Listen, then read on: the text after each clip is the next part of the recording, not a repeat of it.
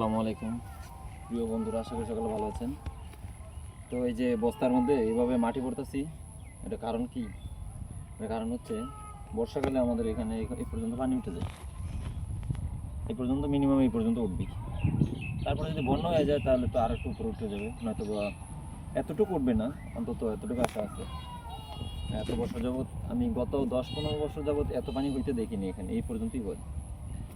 এইভাবে যে এদিকে সামনে আমরা এই যে বস্তায় মাটি বললাম, এখন এখানে যদি জৈব সার দিই, তারপরে বিভিন্ন সারের সংমিশ্রণে যে মাটিটা আছে ওইটা যদি দিয়ে এখানে সবজি চাষ করে এই যে মাচাটা বানাইছি, সুন্দর মতো এই মাচা উঠে দেই, ইনশাল্লাহ পুরো বর্ষার সিজন, এই যে 2-3 মাস বা 4 মাস যে বর্ষাকালে পানি থাকবে, পুরো বর্ষার সিজন এই যে যতগুলা বাঁশ আমি এখানে লাগাইছি আপনার মাচা দেওয়ার জন্য, প্রত্যেকটার নিচে একটা করে এরকম বস্তা থাকবে আর এরকম মাটি ভরা থাকবে।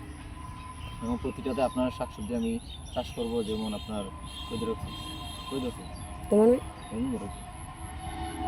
প্রত্যেকটাতে শাকসবজি চাষ করবো, ঝিঙ্গা, দুন্দুল, করলা, কহি, যা যা আছে এগুলো আমি সব চাষ করতে পারবো পুরো বর্ষার সিজনে।